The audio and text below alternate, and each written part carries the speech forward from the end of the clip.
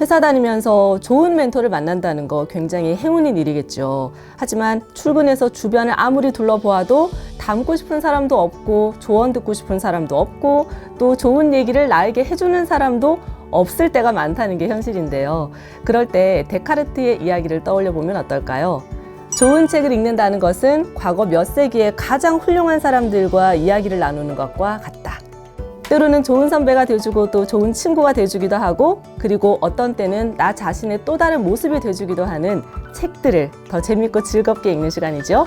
MBC 아나운서와 예스24가 함께하는 이 책 아나? 안녕하세요. MBC 아나운서이자 이 책 아나의 오늘의 북자키 류수민입니다. 요즘 직장인들 중에 파이어족을 꿈꾸는 분들이 많다고 하죠. 이 파이어족이란 무엇이냐? 경제적 자립, 조기 퇴직, 영어로 Financial Independence, Retire Early의 첫 스펠링을 따서 만든 얘기인데요. 열심히 일해서 종잣돈 열심히 모아서 일찌감치 투자를 시작하려는 2030 세대들이 굉장히 많이 늘었고요. 또 요즘 젊은 주식 초보들이 엄청나게 많아지고 있는 것도 이걸 반영하는 것 같습니다. 작년부터 시작된 주식 열풍 진짜 대단했었잖아요. 주식 투자에 대한 책이나 유튜브는 굉장히 많은데 도대체 뭘 골라서 봐야 될지 모르겠다. 어떻게 공부를 해야 될지 모르겠다 해서 고민인 분들 참 많으시죠? 자, 그래서 오늘은 정말 주식 투자에 있어서 세계적인 바이블이다 할 수 있는 책, 교과서라고 할 만한 책 한 권을 들고 나왔습니다. 바로 피터 린치가 직접 쓴 베스트셀러 전설로 떠나는 월가의 영웅입니다.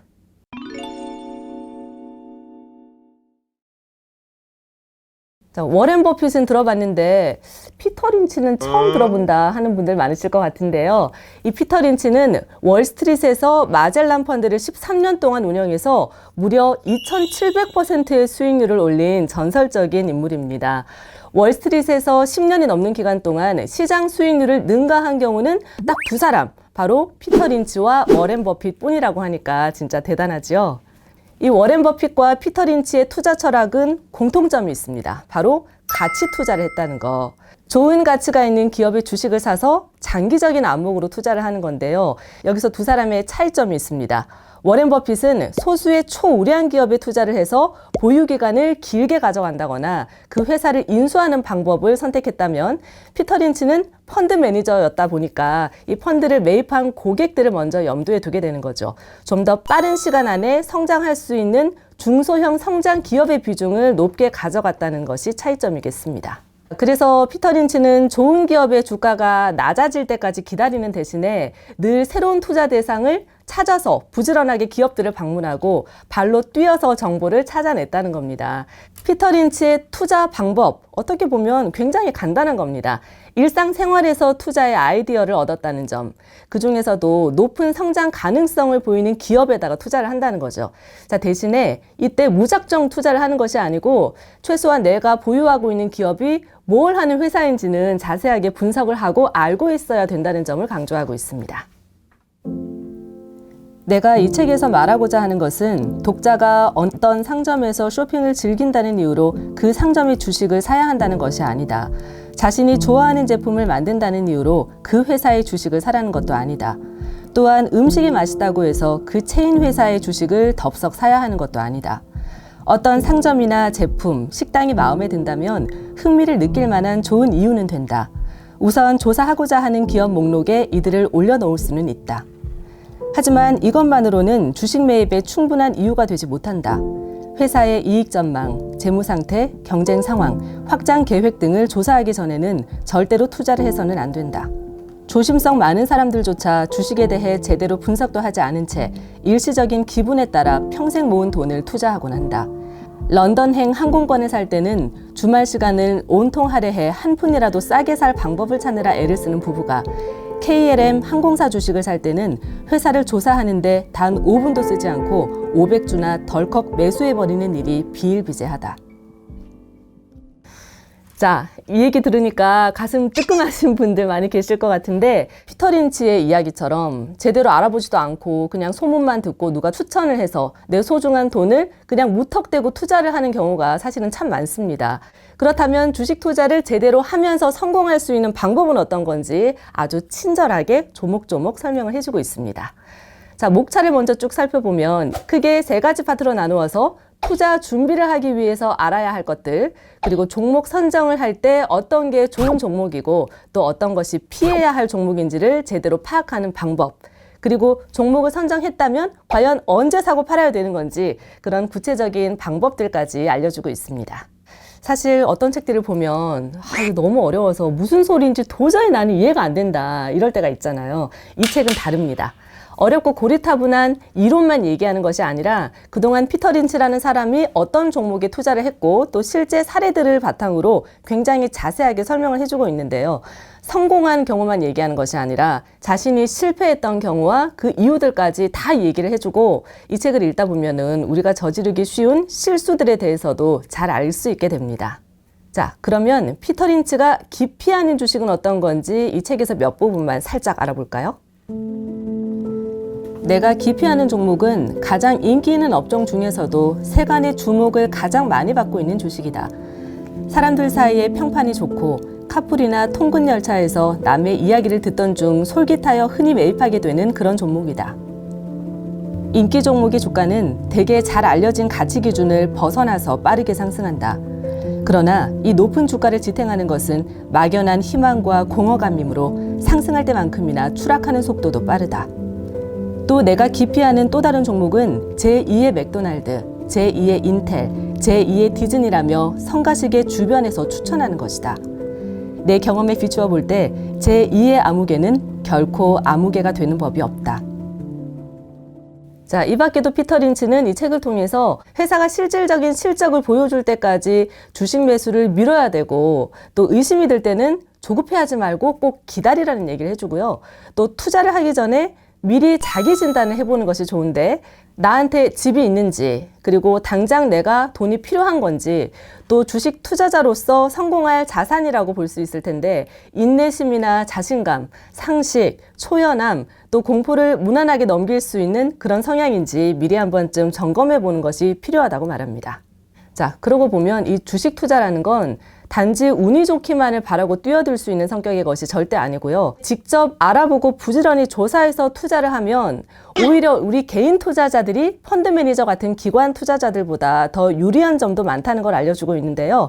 펀드 매니저는 고객이 있기 때문에 자신의 선택에 제약이 있는 거죠. 하지만 개인 투자자들은 그런 제약이 없다는 점이 큰 장점입니다. 그렇지 않아도 요즘 주식하는 분들 사이에서 포모 증후군 증상을 보이는 분들이 많다고 해요.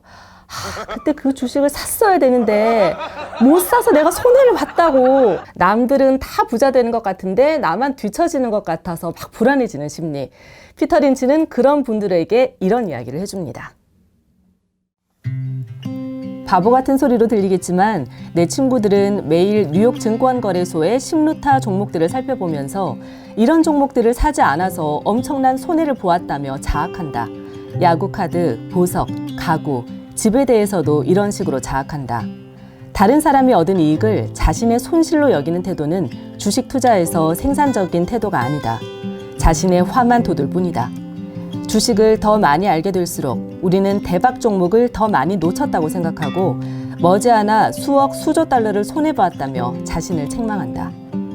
보유한 주식을 모두 팔고 시장에서 빠져나왔는데 단 하루 만에 시장이 100포인트 상승한다면 아침에 일어나 이렇게 중얼거릴 것이다. 1,100억 달러를 손해봤네. 이러한 사고방식이 나쁜 이유는 이로 인해 손해를 만회하겠다고 사지 말아야 할 주식을 사게 되기 때문이다. 투자자들이 실제로 대개 손실을 보는 것은 바로 이러한 행동 때문이다. 자, 이 책은 꼭 주식을 하고 있지는 않더라도 주식에 관심을 갖고 있다면 재미있게 읽어볼 수 있을 것 같고요. 또 주식 투자가 내 성향이 잘 맞는 건지 또 나는 주식 투자를 할 준비가 돼 있는 건지 점검해 볼 수 있습니다. 좋은 주식을 고르는 안목에서부터 주식 투자 방법이나 주식 투자자로서의 마음가짐까지 이 노련한 백전노장의 노하우를 고스란히 배울 수가 있습니다. 남들에게 휩쓸리지 않고 현명하게 투자하고 싶다면 피터 린치의 월가의 영웅 절대 놓치지 말고 꼭 읽어보시기 바랍니다. 자, 오늘의 이 책 아나 피터 린치의 전설로 떠나는 월가의 영웅과 함께 했고요. 자, 그럼 여기서 마무리하기 전에 우리 이 책 아나 시청자 여러분들을 위한 퀴즈 나갑니다. 오늘 정답 아시는 분들 댓글로 정답 달아주시면 저희가 추첨해서 커피 모바일 쿠폰 선물로 보내드리겠습니다. 이 책의 저자인 피터 린치는 월스트리트의 전설적인 투자가인데요. 세계 금융의 중심으로 꼽히는 월스트리트는 어느 도시에 있을까요? 보기 있습니다. 1번 워싱턴, 2번 뉴욕, 3번 LA. LA 이건 아니죠. 자, 정답 댓글로 꼭 남겨주시면 추첨해서 선물 보내드리겠습니다. 참여 많이 해주시고요. 지금까지 이 책 아나운서 류수민이었습니다. 수고하셨습니다. 네, 고생하셨습니다. 예전에 좀 했었는데 요즘은 잘 안 해요. 왜냐면 제가 아무것도 안 했을 때 수익률이 제일 높아요. 그거 이상한데?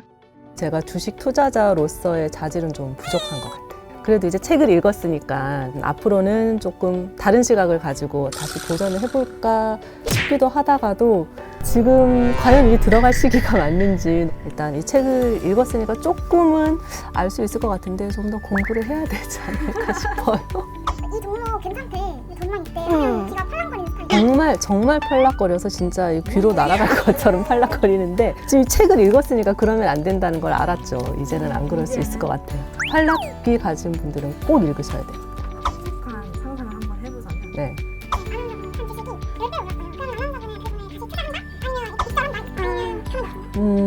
원래 저 같으면은 다 빼서 예금을 할 것 같은데 이익의 절반 정도는 예금을 하고 절반은 다시 투자해 보고 싶네요. 절반만. 간이 작아서 하지.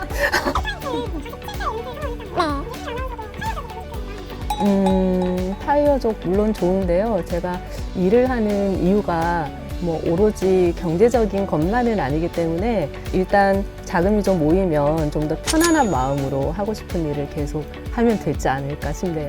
좀 더 자신감을 가지고 할 수 있지 않을까. 저랑 참 비슷하신 저희 아버지께 추천하고 싶습니다. 마이너스의 손이신 저희 아버지. 눈물이. 수고하셨습니다. 네, 감사합니다.